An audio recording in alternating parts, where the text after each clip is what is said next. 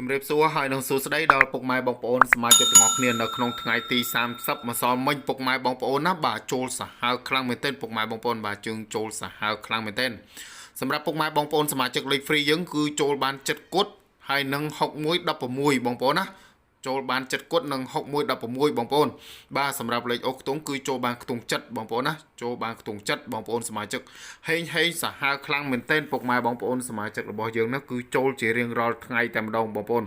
បាទយើងចូលជារៀងរាល់ថ្ងៃតែម្ដង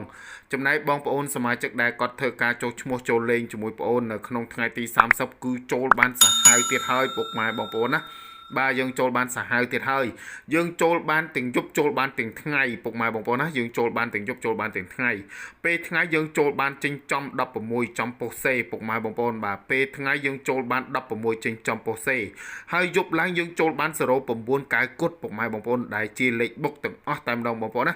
បាទពេលយប់យើងចូលបាន09កៅគត់ដែលជាលេខបុកហើយពេលថ្ងៃក៏យើងចូលលេខបុកដូចគ្នាហេងសាហាវខ្លាំងមែនទែនពុកម៉ែបងប្អូនហើយក៏សូមអរគុណសម្រាប់បងប្អូនសមាជិកល្អមែនទែនណាដែលជាសមាជិក VIP របស់បងប្អូន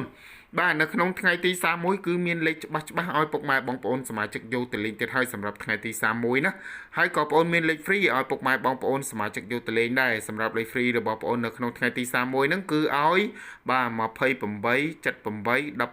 12 51បងប្អូនណាសម្រាប់លេខអូសខ្ទង់គឺឲ្យអូសខ្ទង់20អូសខ្ទង់10និងអូសខ្ទង់5បងប្អូន